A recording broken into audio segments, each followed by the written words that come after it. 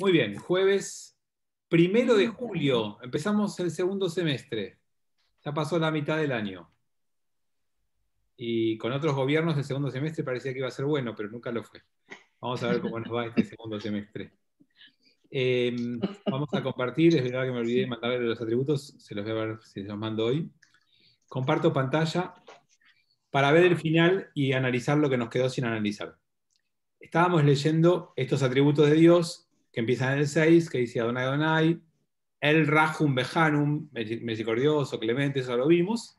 Y después dice el 7, mantiene la benevolencia para miles de generaciones, perdona la iniquidad y la reverdía y el error, empero absolver del todo no absuelve, hace recordar la iniquidad de los padres sobre los hijos y sobre los hijos de los hijos hasta la tercera y cuarta generación. Esto tiene habitualmente dos niveles de explicación distinta. Uno, porque la pregunta es, ¿no es que cada uno es castigado o premiado por su propio acto? Que si el padre hace algo malo, no castigás a los hijos, que no sería justo, no estaría bien que el castigo abarque a los descendientes. Entonces, hay habitualmente dos niveles de explicación acá. El primero, poniéndolo en términos generales, dice, no, es para que entiendas cómo comportarte en la vida. El texto dice que Dios hace merced o beneficio por miles de generaciones y castiga por 3 o 4. Entonces, la idea de ese texto no es literal, es comparativa. Y está hecha de forma tal de que vos en tu vida hagas lo mismo. Que cuando alguien te hace algo bueno, te lo acuerdes un montón de tiempo. Cuando alguien te hace algo malo, mucho menos. Hay gente que va por la vida con la libretita anotando cada cosita que le hicieron. Y no la suelta, ni la borra, ni la tiene con ella. No, yo tengo una muy buena memoria.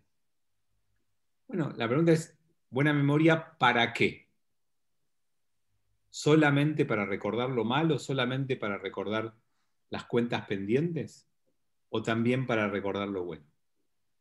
Entonces hay ahí una primer posibilidad de entender esto, que se traduce en ese sencillo relato super archi ultra conocido del hombre que dice, cuando te hacen algo bueno, anotalo en la piedra. Cuando te hacen algo malo, anotalo en la arena. Cuando venga una ola, la arena se borra, se va, desaparece, la piedra grabada queda mucho más tiempo. Esa es la primera posibilidad de interpretar esto de lo que vimos acá.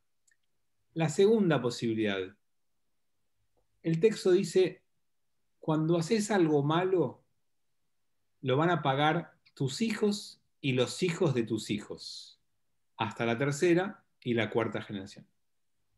Y eso es lo que nos pasa en la vida. Porque el nombre de una persona es contemporáneo con los hijos, con los nietos y a veces con los bisnietos. Entonces, cuando uno hace algo malo, bueno, la familia lo paga. No es gratuito. Yo cuando estudiamos esto la otra vez, hace muchos años, yo les decía el ejemplo, no sé si alguno se acuerda, si sos el hijo de Videla, Claro, sí. o sos el hijo de Galtieri, o sos el nieto, y vas a la facultad, o vas a un trabajo, o vas a un lugar, y te preguntan el nombre, en cuanto decís tu apellido, está claro la cara del resto de la gente cómo va a ser. Entonces, eso es lo que significa. Sí, Saúl. Sí, recordame, me volvió a la memoria aquello de Aorim, Ojlim Boser, Beshidei Banim Tikena. ¿De dónde es? Que no lo recuerdo. Es de un profeta, si no me equivoco es de Isaías, pero es de alguno de los profetas. Pero tiene que ver con esto lo que estamos hablando, ¿correcto? Claro, eso lo que significa lo que dice Saúl es que, que los padres comieron uvas en mal estado y a los hijos le salieron cosas en los dientes. Okay. Que es esta idea, ¿no? Que cuando alguien hace algo que está equivocado y está mal, lo que pasa es que eso va en contra de todo el resto de lo que dice la Torá, que es que el padre debe hacerse cargo de lo que él hace y el hijo debe hacerse cargo de lo que el hijo hace. No se trasladan las responsabilidades. Pero uno lo perjudica igual. Entonces, por más que no haya un traslado de la responsabilidad de padre a hijo, hay un perjuicio. Y esto es lo que termina diciendo este texto. Bueno, dicho estas dos cosas que nos quedaron pendientes, vamos al 8. Se apresuró Moshe, se inclinó a tierra y se prosternó. Dijo, si ahora he hallado gracia en tus ojos, Adonai, que vaya ahora Adonai en medio de nosotros, aunque pueblo duro de cervices. Empero tú, perdona nuestra iniquidad y nuestra culpa y tómanos por heredad tuya.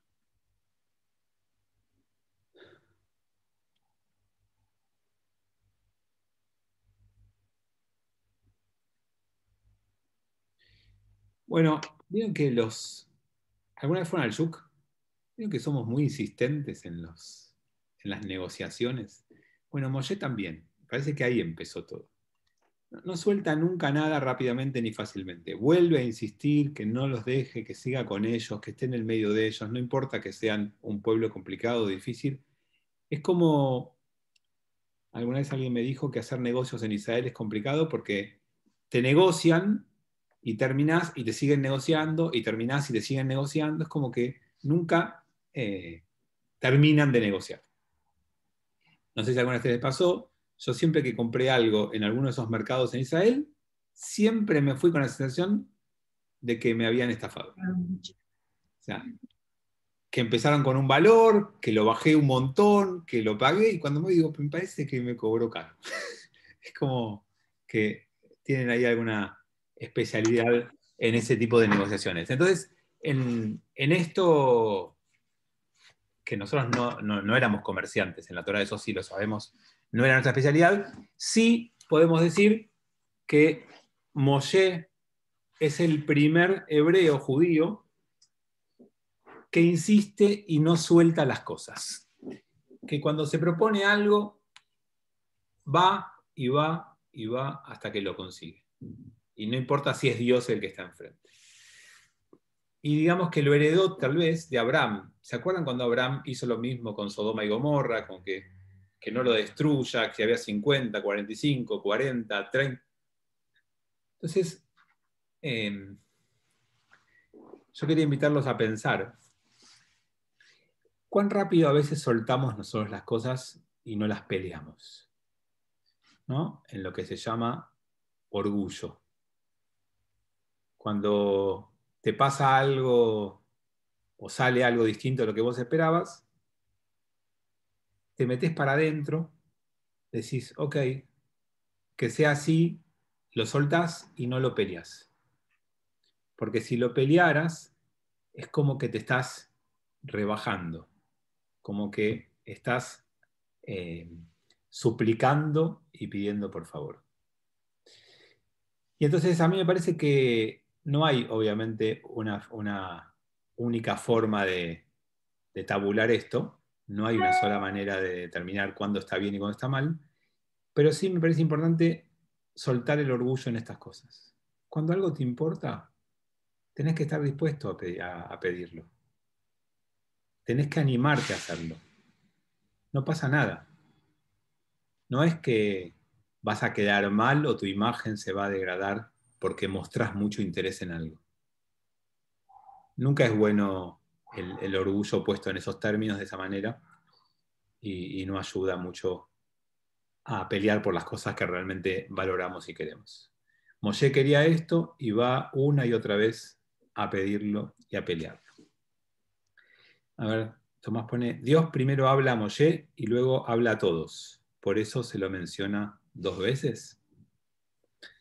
En general, Tomás, ahora vamos a ver el texto a qué te referís, pero en general el texto lo expresa, pero Dios siempre habla con Moshe, no habla con la gente directamente.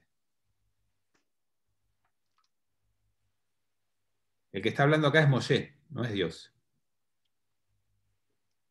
No sé por qué dijiste lo anterior entonces. ¿Querés desmutearte?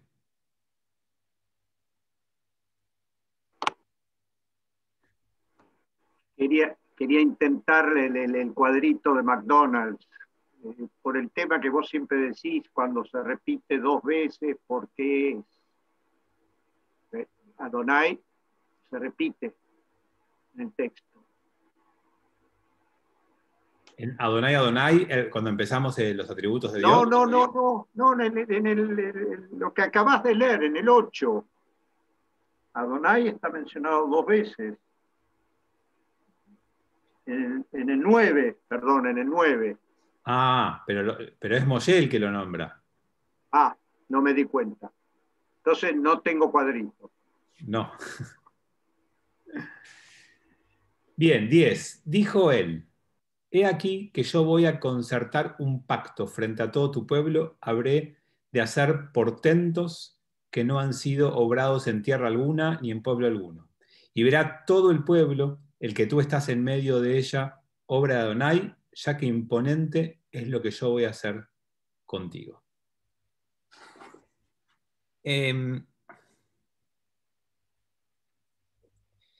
La palabra más interesante de esto, siempre en la Torá, es la palabra pacto. Parece que pacto encierra el vínculo entre Dios y su pueblo y es la propuesta de vínculo entre la gente. Nosotros tenemos con Dios un vínculo de pacto porque ese es el modelo de vida que nos proponen a todos nosotros.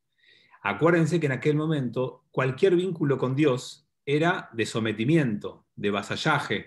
Dios era todopoderoso con cualquiera de los pueblos que hagamos, es caprichoso y puede hacer lo que quiere siempre. Y el modelo que reemplaza esa propuesta de todos los pueblos en la antigüedad es, no, es un pacto. En un pacto ambas partes tienen derechos, ambas partes tienen obligaciones.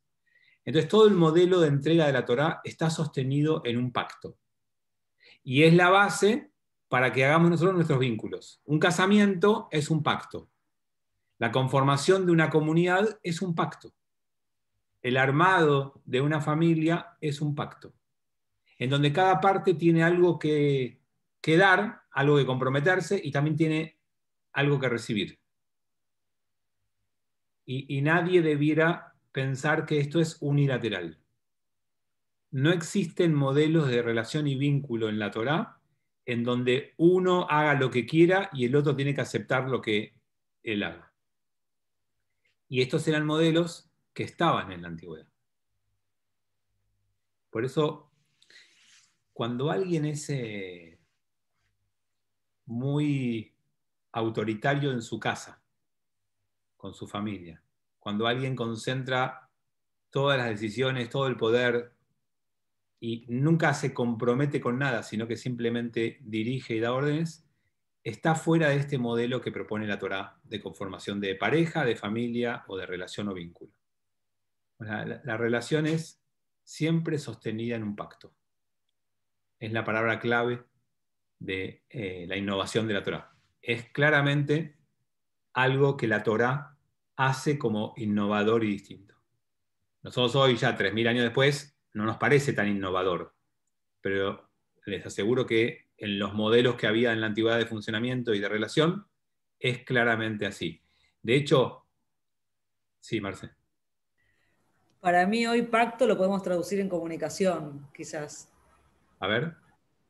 Viste que un pacto es entre dos o entre varios, no sé, ¿no? Y estás hablando de que el autoritarismo no, y se comuniquen entre las dos personas o entre...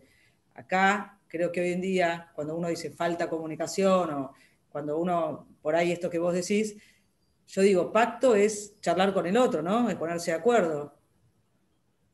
Sí, pero en realidad, cuando, por ejemplo, alguien es autoritario, puede comunicar, comunica de arriba hacia abajo. Y hay comunicación. Lo que no hay es un pacto. En el pacto, ambas partes, aunque sea más de una persona, ambas partes tienen que saber que tienen derechos y obligaciones. Que no es que de un lado están los derechos y de otro lado están las obligaciones. A mí el ejemplo más claro que me surge de todo esto tiene que ver con los modelos de marido y mujer de la antigüedad, en donde el marido tenía todos los derechos y la mujer tenía todas las obligaciones. Y no había mucho para hablar. La Torá viene a romper ese modelo y viene a decir, no, el hombre tiene derechos y obligaciones en un matrimonio igual que la mujer. Y pasa lo mismo en el vínculo con Dios. En la antigüedad los dioses concentraban todos los derechos y la gente las obligaciones. La Torá establece que Dios también se compromete a algo y también tiene obligaciones en ese pacto. Y ambos tienen que sostener ese compromiso. Es una revolución en la manera de pensar las religiones. ¿Sí, Sofía? En cierta manera, sería que la ortodoxia o ultraortodoxia judía más o menos hace eso, como que el hombre es el que dice y la mujer siempre un poquito más atrás, haciendo, no sé, me surgió esto. No necesariamente. Puede ser que haya algunos modelos de familia en la ultraortodoxia que sean así, como también debe haber familias liberales donde también el modelo sea así. No es necesariamente vinculable a en la ortodoxia o no de la gente. Tiene que ver con los modelos mentales, con la cultura, con la forma de constituir una familia. Hay claramente posibilidades de desviarse del modelo de pacto en todos los mundos. En los mundos más cerrados, en los más abiertos, en los más religiosos, en los menos religiosos. No lo atribuía. Ahora, si el prejuicio es que habitualmente uno ve, sobre todo en películas, que hombres ultraortodoxos toman todas las decisiones y las mujeres no participan, es un prejuicio, es una mirada de lejos. Hay muchos modelos de familia ortodoxa donde la mujer toma todas las decisiones económicas de la casa, donde toma todas las decisiones cotidianas porque el hombre está en un ámbito de estudio permanente y la mujer decide y administra y trabaja y paga y compra y nada. Será el modelo que ellos eligieron, no es el modelo que tal vez que yo quiera para mi familia, pero es un modelo de pacto, en donde cada uno tiene sus obligaciones y cada uno tiene sus responsabilidades. Vamos a ver los chats. Eva dice, le parece más un convenio. Bueno, pero la palabra en hebreo es brit y es pacto. Es la palabra, de hecho, en la vida judía del hombre empieza con el brit milá y esa es la palabra clave de todo esto. Las constituciones y los códigos se basan entonces todas en la Torá. Para mí sí, Tomás, para mí sí. Parte de los gobiernos de la modernidad tienen su inspiración en los textos bíblicos, más por el lado evangelista o por el lado de la Reforma que de la Iglesia Católica y mucho menos del judaísmo porque no tenemos relevancia. Pero sí, los contratos sociales que se desarrollan a partir de Hobbes y de Locke, que trabajan estos conceptos a partir del siglo XVII, XVIII, para mí tienen mucho basamento en los textos bíblicos. Una vez establecido el pacto, cada cual tiene que cumplir sus derechos y obligaciones. Se negocia primero, tal cual. Y saben que la teología judía dice que si vos no cumplís tu parte, lo liberás a Dios de cumplir la suya. Que Dios no está obligado a cumplir su parte si vos no cumplís la tuya. Al una de las partes faltar a su palabra, libera a la otra. Ese es el modelo sobre el cual está construido, más allá de que sea un modelo teórico. No se puede traducir esto en algo real y concreto, pero ese es el modelo sobre el cual se constituye el vínculo y la relación. Armando, sin embargo, hace varias clases atrás habías dicho que en la Edad Media el hombre era dueño de la esposa y los hijos. Sí, en el mundo no judío. Y parte del mundo judío tal vez también, si la respuesta es por lo que me preguntó Sofi del mundo ortodoxo, yo hablo del mundo ortodoxo hoy, no de la Edad Media. En la Edad Media, en general, había mucho más dominio de los hombres sobre las mujeres, pero no en el mundo ortodoxo, en todos los mundos. Generalmente era esa la... Fabián, vos habías dicho que en la época de la Inquisición, cuando el padre decidía que había que convertirse al catolicismo, la esposa y los hijos tenían que obedecer. O sea, ahí no hay mucho pacto de por medio, ahí hay obediencia ciega. Pero tenemos un montón de ejemplos en la historia donde eso no pasó. Y donde hubo hijos que no siguieron esos caminos, o al revés, hijos que sí siguieron esos caminos cuando los padres no lo habían elegido. No se puede generalizar. De hecho, el domingo vamos a presentar el libro El Impío. Se los recomiendo mucho. Es una novela histórica de esa época. Y van a ver que un lindo ejemplo de hijos que no siguen esas directivas de los padres. Y al revés, si alguien considera que Dios no cumplió, y bueno, hay que demandarlo. Tenés que conseguirte un buen abogado, Tomás, y demandarlo a Dios. Yo no te voy a representar ahí, porque tengo miedo. No.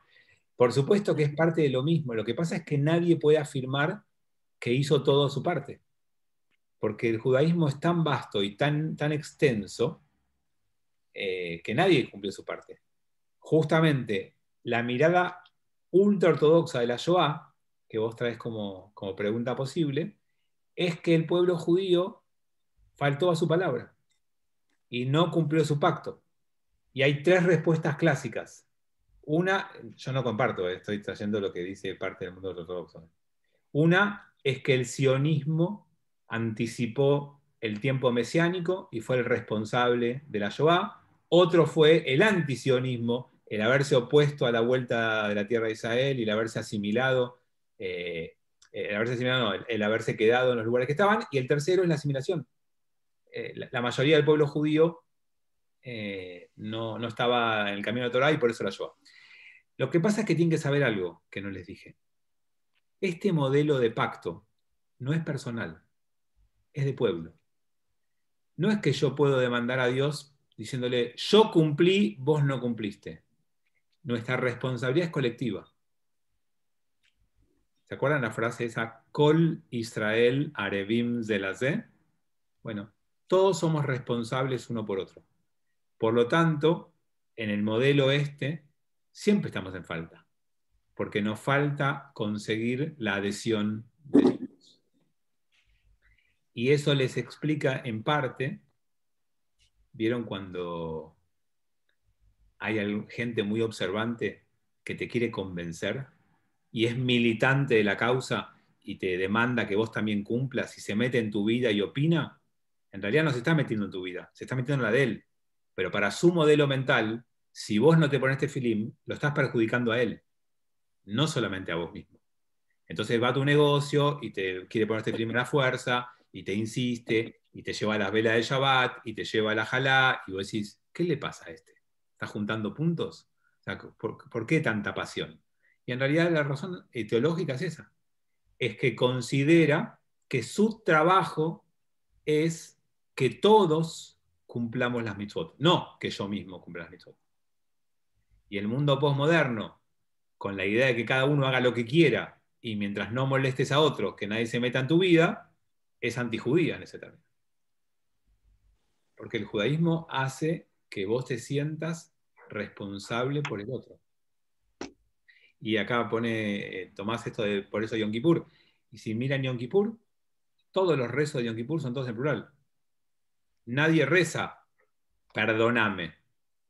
Rezamos, perdónanos. Nadie dice, por el error que yo he cometido frente a vos. Al-Het Shehatanu, por el error que cometimos todos frente a vos. No Shehatati. Si uno hablara en singular, diría Al-Het Shehatati Lefaneja, por el error que yo cometí frente a vos. Y decimos por los errores que cometimos todos.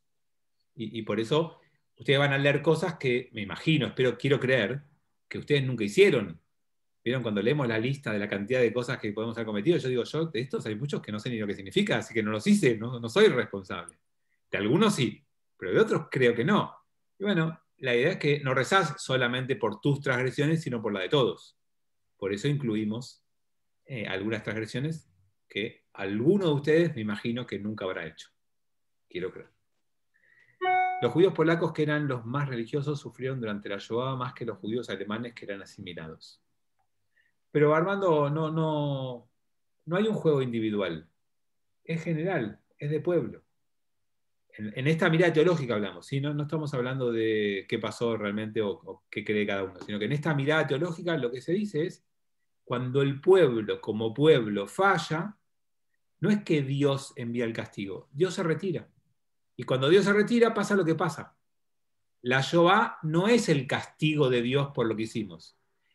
La Shoah pasó porque el comportamiento que tuvieron los judíos previo a la Shoah expulsó, alejó a Dios de este mundo. Y cuando Dios se aleja, el hombre hace las cosas que hace. ¿Se entiende? No es que Dios mandó un castigo y tiene que haber mandado el castigo más a los judíos alemanes que a los polacos. ¿Y cuál fue ese comportamiento? ¿Cuál fue ese mal comportamiento? ¿Cómo lo identificarías? Y acabo de decir lo que dicen ellos. Yo no creo en este modelo. Te lo dije de vuelta por las dudas. Yo no creo en este modelo. Ellos dicen que fue la asimilación, el sionismo, el antisionismo, como tres respuestas muy generales. Hay un montón. Estas son las más habituales. Digamos, las críticas más fuertes respecto a cómo se comportó el pueblo judío.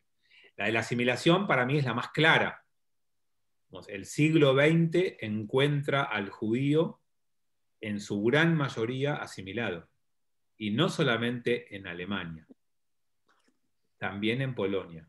El judío de Varsovia era un judío que en un porcentaje bastante elevado también estaba asimilado. Yo les conté que si ustedes van al cementerio de Varsovia, al cementerio judío, van a encontrar toda una cantidad de tumbas muy diversas. Y una cantidad enorme de tumbas responde a gente asimilada, con nombres polacos, sin simbología judía, con personas insertas en la vida de Polonia de aquel momento, y encontrás toda otra cantidad de tumbas de gente súper involucrada en los judíos. Y eso muestra que también había un porcentaje de los judíos de Varsovia también asimilados. Yo no creo que esta sea la razón de la Shoah, por favor, lo vuelvo a decir por las dudas. No estoy diciendo que acuerdo con esa mirada. Lo traigo simplemente por lo que estamos hablando. Y Eva dice que los Lubavitch persiguen en la calle en Nueva York. La verdad es que yo sé que es más top decir en Nueva York, pero pasa acá también, no hace falta ir a... En Belgrano también. Por eso. Y en Flores también, y en el 11 también. Lo que no persiguen es en Florida, porque no hay casi Lubavitch, pero no, persiguen en todos lados. Bien, volvamos a la Torá. 11. Observa tú lo que yo te prescribo el día de hoy. He aquí que yo voy a expulsar de ante tu presencia al Emorí, al Cananí, al Ití, al Perisí, al Jibí y al Yebusí. Guárdate, no sea que conciertes pacto con el habitante de la tierra sobre la cual tú vas a venir, no sea que se convierta en trampa en tu seno. Empero sus altares habréis de destruir, y sus estelas habréis de romper, y sus asherot habréis de cortar. Fabián, una pregunta antes de esto. Portentos, que quedó en el párrafo anterior. Milagros. Ok. Cosas maravillosas, cosas fuera de lo esperable.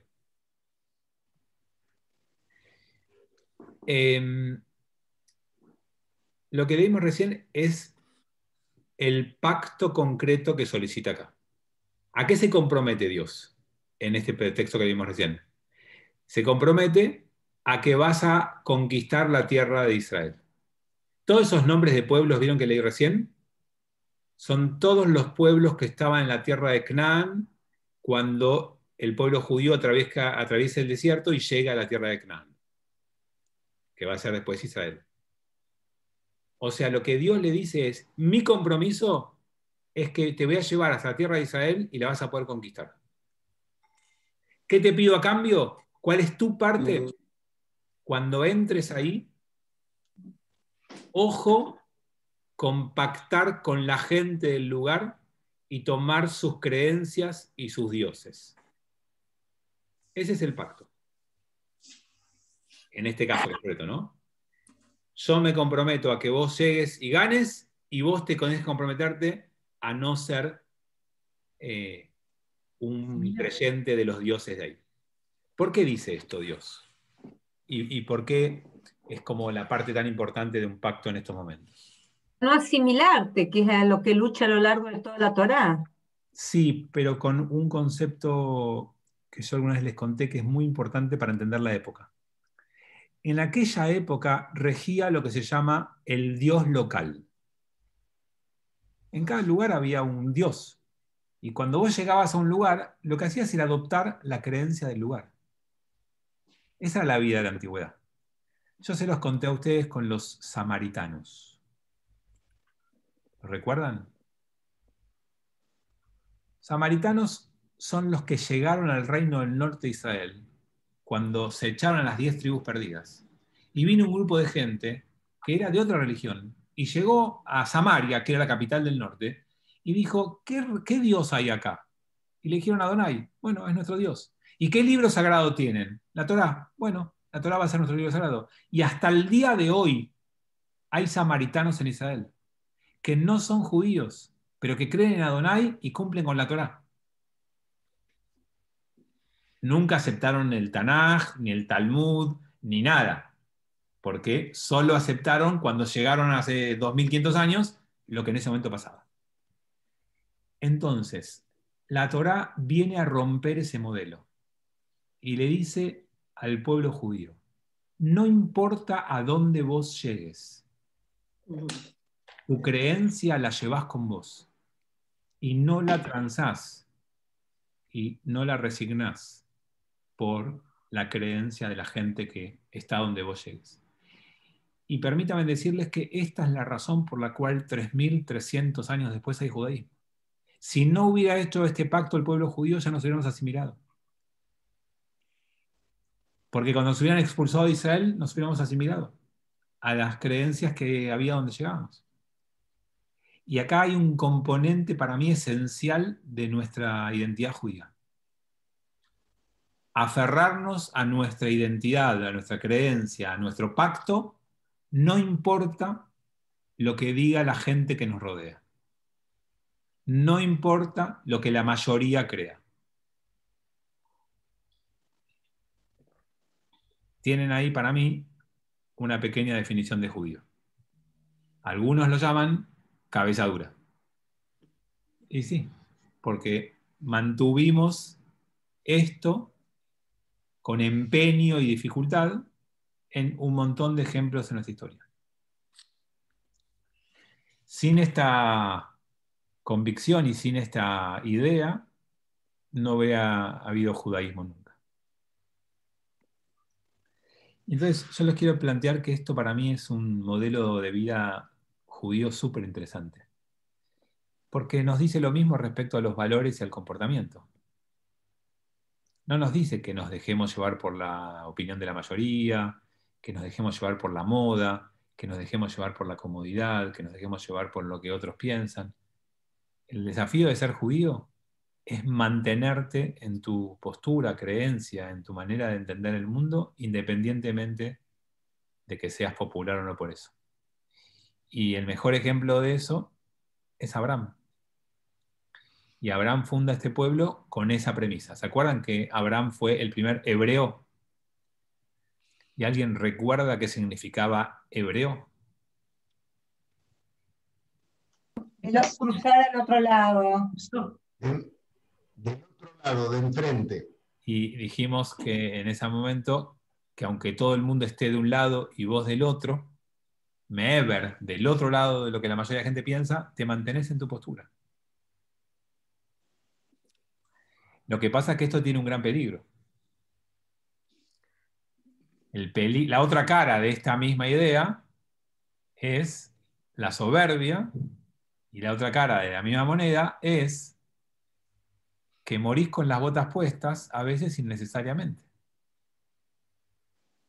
Porque con este concepto llevado a todos los campos, vos vas a tener razón en todo y no vas a escuchar nunca a nadie. Y nunca nadie va a poder decirte algo porque vos te mantenés en tu postura. Entonces, como todo siempre en el judaísmo, hay una avenida del medio que hay que encontrar. Es decir, no nos aferremos a nuestras convicciones ciegamente y tampoco las transemos en el mercado de la moda o de la conveniencia. En el medio tiene que haber un lugar. Sí, Marce. No siempre las creencias que traemos nosotros o los comportamientos no coinciden en nada con lo del otro. A veces podés encontrar en los otros, no es que estás solo con... Yo digo esto así, me parece que, digo, los otros también puede ser que coincidamos en muchas otras cosas. Sí, descubrir coincidencias con nosotros es fantástico. Lo que el texto te pide es que no busques seguir lo que el otro piensa, dejando de lado tu propia visión. Eso sí, pero yo digo, porque decís, no, siempre nos vamos a mantener en nuestra postura como una forma soberbia. Bueno, no, digo, uno también puede pensar que el otro también tiene algo interesante, más allá de no convertirte en algo que no. Pero digo, enriquecerte con lo del otro también, sin dejar de ser vos. Quizás, digo, no sé. Sin duda que sí, pero ahí tenés que meterte ya en los valores de esta época. En los valores de hace 3.300 años no había enriquecimiento con el otro. El otro era una amenaza o era un intento de cambiar. A ver, ¿qué era el helenismo? ¿Qué era la cultura romana? Era imponer a los demás tu filosofía y tu forma de ver el mundo. Y hubo siempre una competencia en esto. El siglo XX recién trajo la idea de enriquecerte con la diferencia. Que obviamente acuerdo 100%, no hay dudas, ¿no? Que digamos, viviendo en esta época. Lo que el texto igual te pide es que aunque te enriquezcas en la diferencia, no resignes y no abandones tu manera de entender el mundo para quedar bien con los demás o para ser aceptado. Ese es para mí el límite, ¿no? En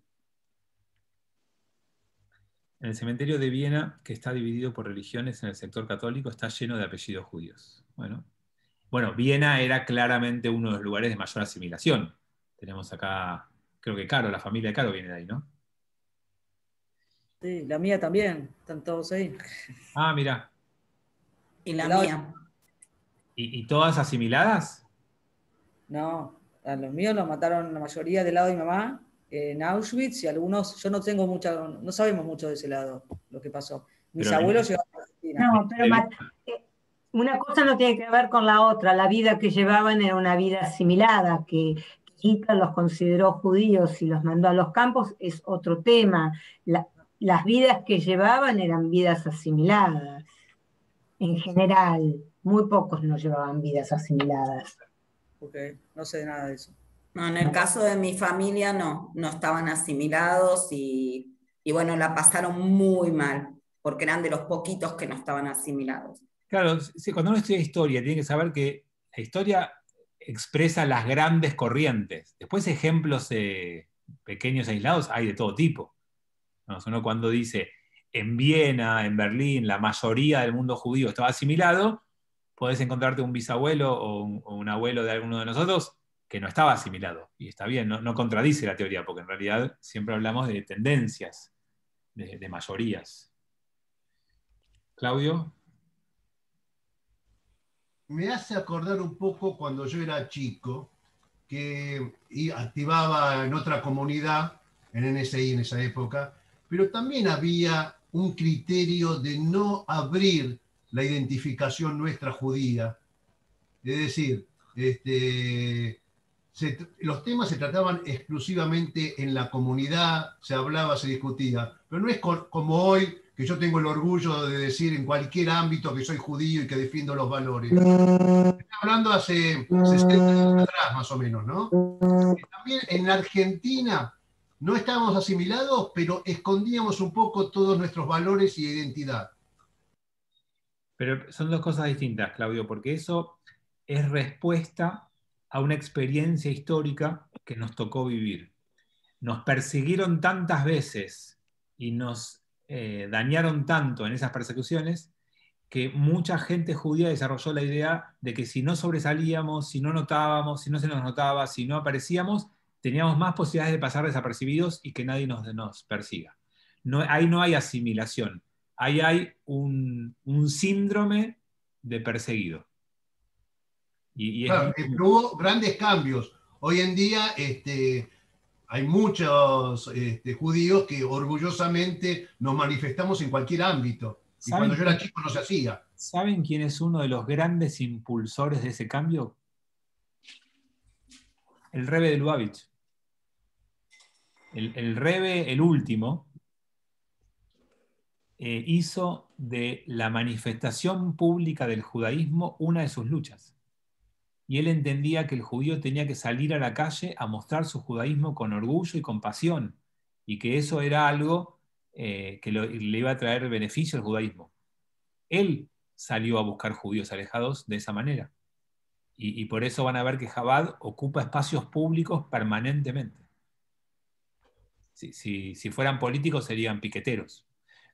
Jabad es ocupar espacio público, mostrar su judaísmo, cortar la calle, hacer una januquía enorme, bailar en público. Digamos, todo eso es parte del impulso que le dio el Rebbe con su concepción de cómo revolucionar el judaísmo.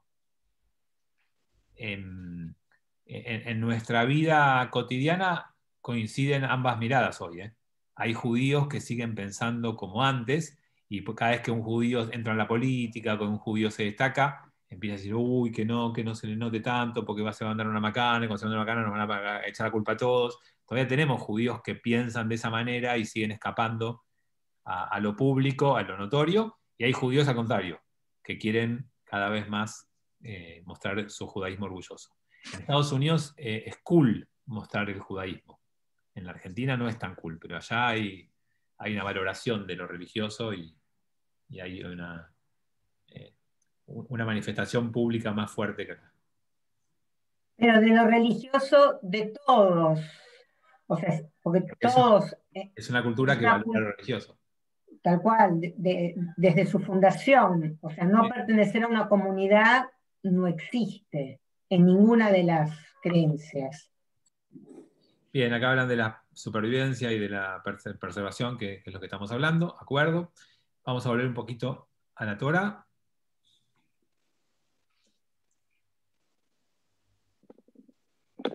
Yo leí el 13, que dice, empero sus altares habréis de destruir, y sus estelas habréis de romper, y sus ayerot habréis de cortar.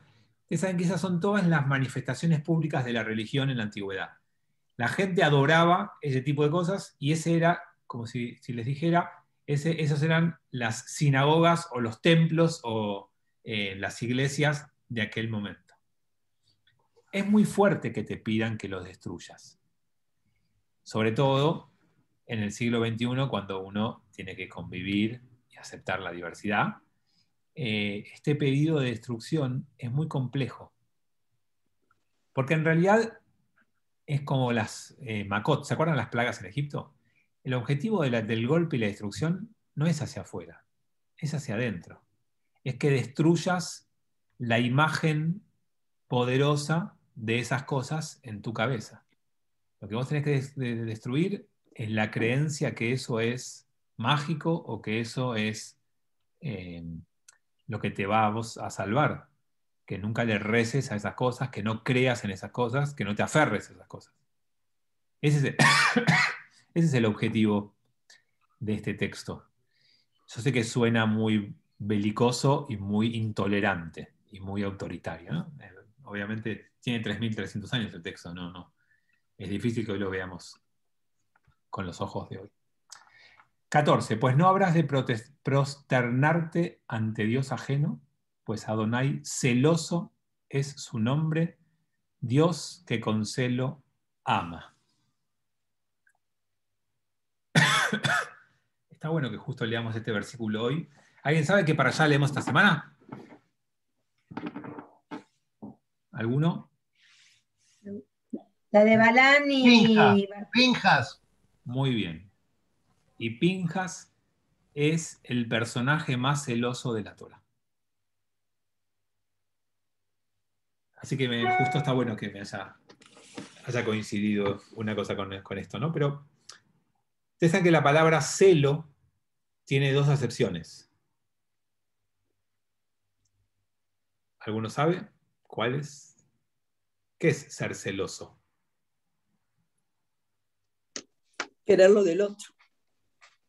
O sea, una acepción es que celos es algún tipo de inseguridad interna de que otro no te brinde lo que vos querés, o otro te saque lo que vos tenés, o alguien se vuelva más importante que vos.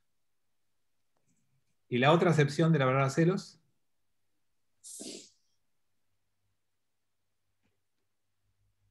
Ser celoso es ser hipercuidadoso de lo tuyo, de lo que tenés. Es cuidar al otro. Claro, cuando vos decís, yo cumplo mi trabajo con mucho celo, ¿qué estás diciendo? Que trabajás con pasión, que sos muy cuidadoso de tu trabajo, que lo cuidás como lo más valioso que tenés. Entonces, el problema con la Torá es confundir los dos significados de la palabra celo. Cuando el texto dice que Dios es muy celoso, no es que le molestan los otros dioses, es que quiere tener con vos ese vínculo de amor y de pasión, que nada lo distraiga y nada lo saque de eje. Cuando vos entendés ese concepto de celo, en realidad es hermoso tener en tu vida cosas que a vos te hagan sentirte celoso, pero no celoso de inseguridad o del otro, sino celoso de que eso lo vas a cuidar con toda tu pasión. Pinjas fue la persona más apasionada que tuvo la Torá. Lo que pasa es que utilizó métodos de otra época y hoy sería una locura, no quiero ni decirles lo que hizo Pinjas porque me da vergüenza. Pero, ¿quiénes saben lo que hizo Pinjas? Un brochet. Exactamente. La parashá pasada vimos a el rey de Moab que quiso detener al pueblo judío a través de un profeta falso. Y mandó a hablar mal del pueblo judío, ese profeta Bilam terminó hablando bien, entonces no le funcionó ese tema. Entonces, ¿saben qué hizo en la final de la parashá pasada? Nos mandó a las mujeres de Moab para que seduzcan a los hombres de Israel y en esa seducción los alejen del camino. Ya que no saben, tuvieron éxito. No sé por qué, cosa rara, pero pasó. Entonces empezaron a ver espacios públicos ocupados por actos sexuales entre mujeres de Moab y hombres de Israel. Y Pinjas dijo, no, está mal esto está equivocado. Está mal que nos dejemos seducir por mujeres de un pueblo que nos quieren destruir, y está mal que transformemos el espacio público en un espacio de sexo desenfrenado. Y en su celo por cuidar el pacto con Dios, agarró una lanza, como Claudio dijo recién en forma muy sutil y muy suave, agarró una pareja que estaba copulando en lo público y atravesó con su lanza a la pareja. ¿Sí? En Harvard dice, hizo una brochette. Entonces, por supuesto que es condenable ese acto, pero si uno entiende que el celo que tenía Pinjas era de mantener los valores de tu pueblo, y un pueblo que te quiso destruir abiertamente y que contrató a alguien para hacerlo, te manda a las mujeres para hacerlo, y encima vos transformás el espacio público en espacio perverso, vamos, hizo lo que él entendía que tenía que hacer para detener esa plaga o ese. Por supuesto que es imposible justificar en el siglo XXI, ¿no? Estoy hablando de contarles lo que hizo Pinjas. Ahora, la pregunta es, ¿qué parte de Pinjas tenemos nosotros? No porque queremos clavarle una lanza a alguien, sino en qué somos tan celosos, en qué cuidamos un pacto con tanto involucramiento. ¿Vieron que hay gente que cuida ciertas relaciones con un celo tremendo, pero con un celo de pasión? Y hay gente que, bueno, medio descuidada, ay, no te llamé, estabas mal, no te llamé, bueno, perdóname, no pasa. ¿Hay alguien que nos apasiona? ¿Hay tareas que hacemos que nos apasionan? ¿Hay algo en la vida que nos despierta eso? Y la verdad es que cuando uno tiene una vida donde encuentra cosas que nos apasionan, es otra vida. Y es parte de lo que uno debiera tratar de conseguir. Aunque les digo esto y tengo siempre una contradicción interna, porque ¿saben qué es estar apasionado por algo? La pasión te hace a vos pasivo. Significa que hay una fuerza que te domina y vos sos pasivo de esa fuerza. Es peligroso habitualmente. Por eso tengo siempre la disyuntiva, me parece que la palabra pasión me encanta, habla de un montón de cosas positivas, también es peligrosa. También Sí. celoso te puede provocar ser posesivo, ¿no? Esto que estás diciendo de como posesivo de una relación, si hablamos con otros, digo. Claro, por eso la palabra se usa para las dos cosas, porque el peligro está ahí. Claro. en que transformes el vínculo con el otro, en lugar de algo que vos cuidás con mucho cariño, en algo que te pertenece y que nadie puede ni tocar ni ver porque te lo sacan. Y ahí se vuelve enfermizo. Bien, volvemos a la Torá.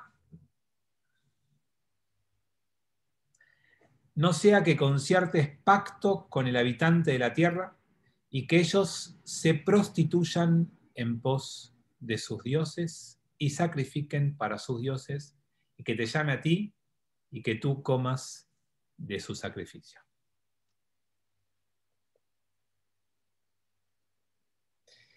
Una clara imagen de la Torá, y especialmente después de los profetas, es que el adulterio y la adoración de Dios es lo mismo. ¿Se acuerdan cuando vimos los 10 mandamientos y los pusimos en 2 columnas, 5 y 5, y dijimos que cada uno corresponde al otro? El segundo mandamiento es no tengas otros dioses, ni te arrodilles ante ellos. Y el séptimo, el que está en la misma línea, del otro lado, es no cometas adulterio. Hay en el fondo una idea en la Torá de que así como vos tenés que cuidar el vínculo con tu pareja y no serle infiel, tenés que cuidar el vínculo con Dios y no serle infiel. Y adorar otros dioses o seguir otras costumbres o tener otras prácticas es una infidelidad a todo esto. ¿Por qué? Porque la palabra emuná, ¿alguien sabe lo que significa emuná en hebreo? Creencia. Fe. Fe, creencia. Sí, emuná es fe, creencia y también es fidelidad. Neemán es fiel. De ahí viene la palabra amén. Lo que Dios espera de nosotros no es que creamos en Él, es que seamos fieles a la forma de vida que Él nos propone. Fidelidad es mantener el comportamiento que se espera de vos. Ser fiel a las expectativas que hay puestas sobre vos. Por eso es que acá dice que si vas a ver otros dioses, es como que te prostituiste. ¿Y cuál es la diferencia entre la infidelidad y la prostitución? Que la infidelidad es producto de un deseo. La prostitución es la búsqueda de un beneficio. Cuando dice vos te prostituís, es porque no es que cambiás de Dios o vas a creer otro Dios porque lo amás, sino porque te conviene, porque querés obtener algo a cambio. Y ese es el miedo que atraviesa todo el tiempo la Torá. Que tu búsqueda no sea de lo que te hace bien, sino de lo que te trae ganancia. Que no busques con verdad, sino que busques con conveniencia.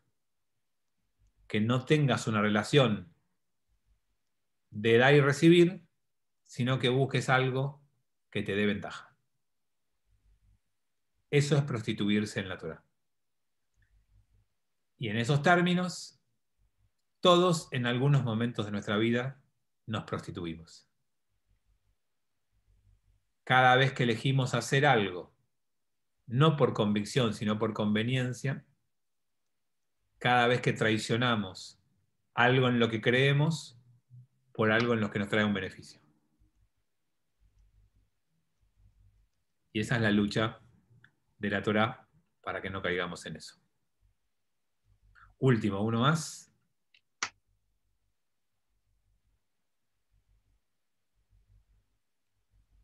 Y que tú tomes de entre sus hijas para tus hijos, y que se prostituyan sus hijas en pos de sus dioses, y que prostituyan a tus hijos en pos de sus dioses, dioses de fundición no habrás de hacerte. No, el 16, el 17 no lo vamos a ver la semana que viene. Entonces, cuando vos traicionás tus creencias, tus convicciones, en vos de conveniencias o intereses, lo más probable es que la educación que estés dando haga que tus hijos vean eso y también se alejen de este camino. Lo peor que tiene la traición es que es educativa. Quienes te ven toman el ejemplo. O se enojan y se alejan. Si recuerda alguno a Kafka, cuando le escribe cartas a mi padre, Kafka lo que reclama del padre es un judaísmo vacío, sin convicción. Y entonces él se aleja del judaísmo y dice, vos me mostraste a mí un judaísmo que era simplemente careta, en términos de hoy en día. Era simplemente una cáscara vacía. Entonces, cuando nuestro compromiso, nuestro pacto, nuestra creencia profunda es traicionada, quienes nos ven terminan alejando su vida de nuestro camino. Bueno, llegamos así al final de nuestro encuentro. Nos vemos mañana. Y los que quieran, recién les dije rápidamente al pasar, que el domingo hacemos la presentación del libro El Impío, que súper recomiendo, aunque no venga a la presentación. Ni sé si se vende en Argentina, creo que no se vende en Argentina. Sé que se vende en México y sé que se puede comprar por Kindle. Pero la verdad es que lo recomiendo mucho. Es un libro, es una novela histórica muy buena. Fabián. Sí. ¿El padre Kafka que era asimilado? Sí, tenía una participación judía simplemente pública, vacía. El Kafka dice, me iba con vos a la sinagoga, te sentabas el día de Yom Kippur y no hacías nada, era como estar, pero sin estar presente. Entonces era un judaísmo simplemente para mostrar a los demás que participabas, pero sin creencia, sin fe, sin convicción. Vacío, dice Kafka. ¿A qué hora? A las 19:30. Va a ser un Zoom, hay que anotarse porque es en un Zoom. Y lo hacemos con Chile y con México. Así que el domingo si tienen ganas, y si no, aunque no vengan el domingo. ¿Pero el domingo hay que participar del Zoom o hay que anotarse antes? Hay que anotarse antes para poder entrar. Te tiene que llegar la invitación. El link. Bueno, Shabbat Shalom para mañana. Que tengan buen día. Shalom. Shalom. Chao, chicos. Chao, hasta mañana. Gracias.